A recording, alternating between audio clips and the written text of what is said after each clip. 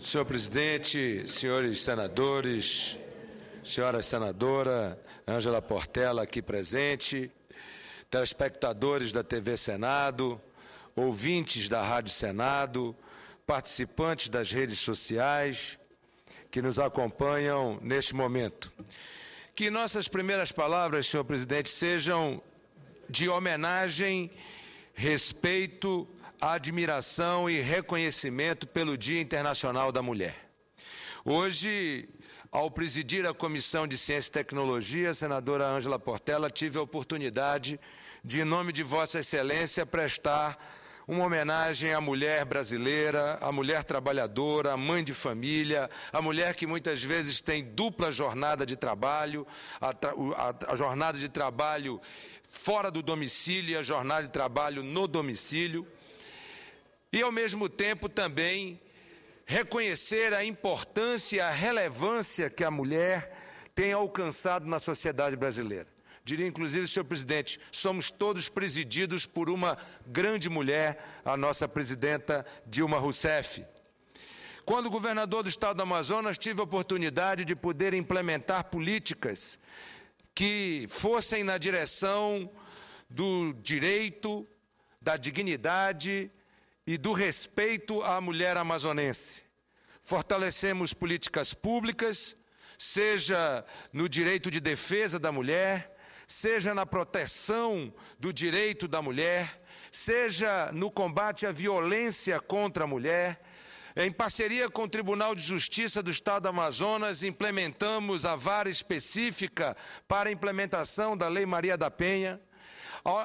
Com recursos do Fundo de Desenvolvimento Humano do Estado do Amazonas, investimos em albergues para a proteção das mulheres, bem como investimos em políticas sociais que pudessem garantir cada vez mais à mulher amazonense o direito de poder deixar as suas crianças em escolas bem aparelhadas, bem formadas, bem estruturadas, para que elas pudessem exercer o seu direito de trabalho, de ajudar no sustento da sua casa.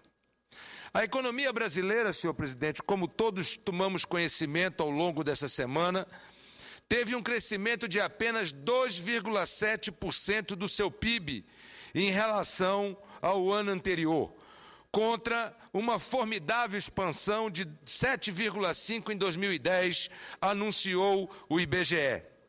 O número ficou bem abaixo de todas as projeções feitas no início de 2011, seja pelo governo, seja pelo mercado, seja pelas instituições não governamentais. O aumento seria de 5% a 4,5%. Os efeitos da crise externa e da inflação contribuíram para abater o PIB. Todos temos que lembrar que no início de 2011, o grande desafio do novo governo da presidenta Dilma era exatamente o de enfrentar índices de inflação que estavam a pressionar os custos de produção no Brasil e a indicar que nós estaríamos saindo da meta de inflação no Brasil. Para isso, e para poder combatê-lo, foram adotadas medidas de rigor absoluto no ajuste fiscal e de rigor absoluto no ajuste monetário neste país.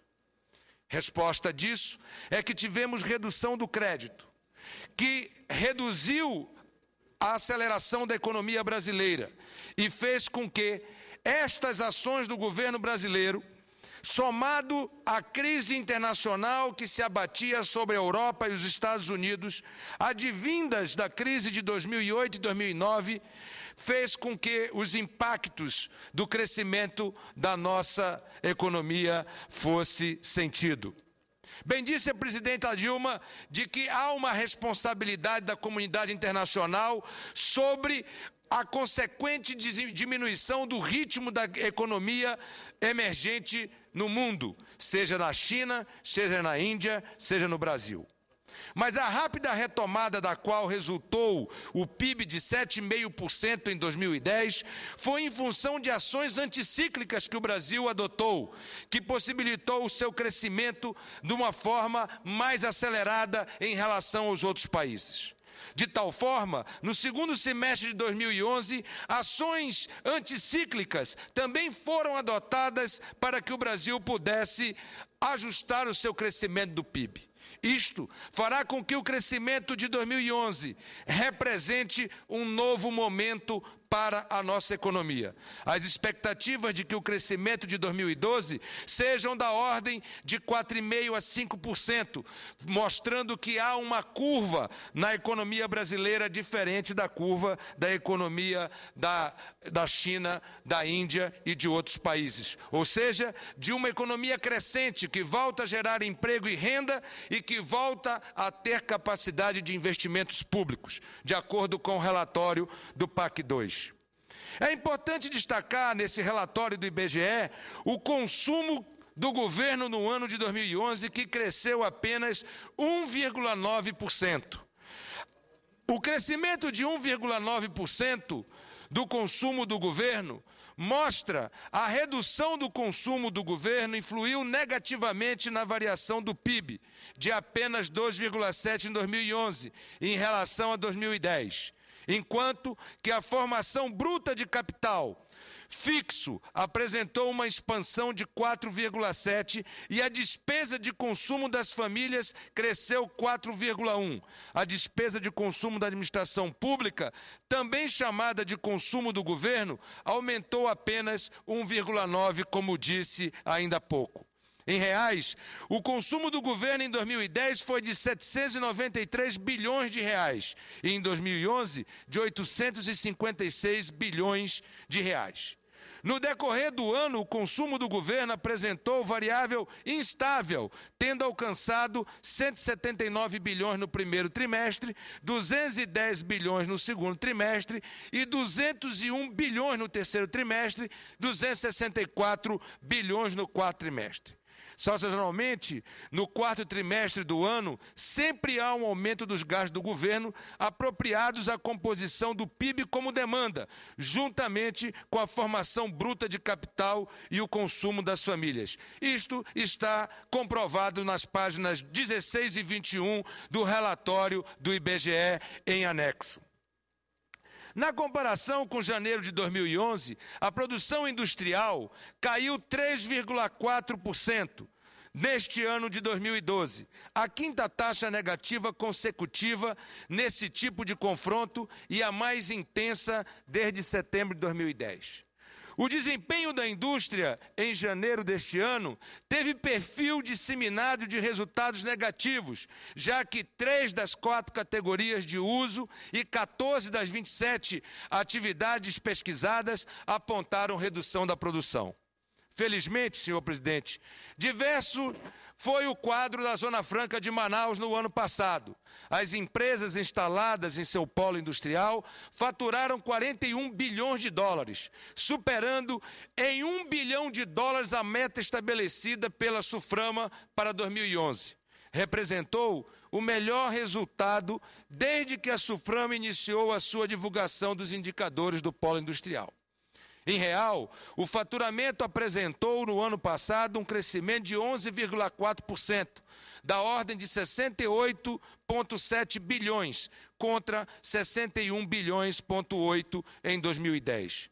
3 vezes maior do que a estimativa mais otimista do PIB, que infelizmente não se confirmaram.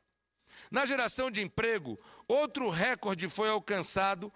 A média nacional de mão de obra chegou a 119.445 vagas, acima da média no período que aconteceu a crise financeira internacional de 2008, quando 106.914 vagas foram mantidas no polo industrial. O polo eletroeletrônico aparece com destaque, fechando o ano com 50.028 empregos diretos, seguido pelo polo de duas rodas, com 21.000 empregos e 120 empregos diretos pelo polo termoplástico, todos eles com políticas anticíclicas criadas quando estive no governo. Devo acrescentar que o Polo Industrial de Manaus começou em 2011 com 110 mil empregos e encerrou o ano com 120 mil empregos nos seus postos de trabalho, um número jamais alcançado por sua indústria. Na verdade, criaram-se 16 mil novos empregos diretos no polo industrial de Manaus no ano passado. Em 2007, um ano antes do surgimento dos efeitos da crise financeira, o saldo foi apenas de 7 mil vagas no saldo positivo de emprego. No auge da crise em 2009, houve um saldo negativo de 5.800 vagas, o que bem expressa a capacidade de recuperação do emprego no polo industrial de Manaus em apenas 2 anos. Os números do ano passado são históricos e apresentam para o polo industrial um imenso desafio de repeti-los e até mesmo aumentá-los em 2012. É a oportunidade para que os governantes, os parlamentares e todos os homens públicos do Amazonas, sem distinção política partidária e ideológica, cerrem fileira no esforço de assegurar a continuidade da consolidação deste importante polo industrial. O primeiro passo é articular a votação no Senado e na Câmara dos Deputados, ainda neste semestre, da proposta de emenda à Constituição que prorroga por mais 50 anos a vigência do sistema de incentivos fiscais que sustenta a Zona Franca de Manaus e a lei complementar que estende sua atuação à região metropolitana de Manaus. Essas duas medidas anunciadas pela presidenta Dilma, já encaminhadas ao Congresso Nacional, encontram-se em tramitação já na Câmara dos Deputados, nas comissões temáticas pertinentes.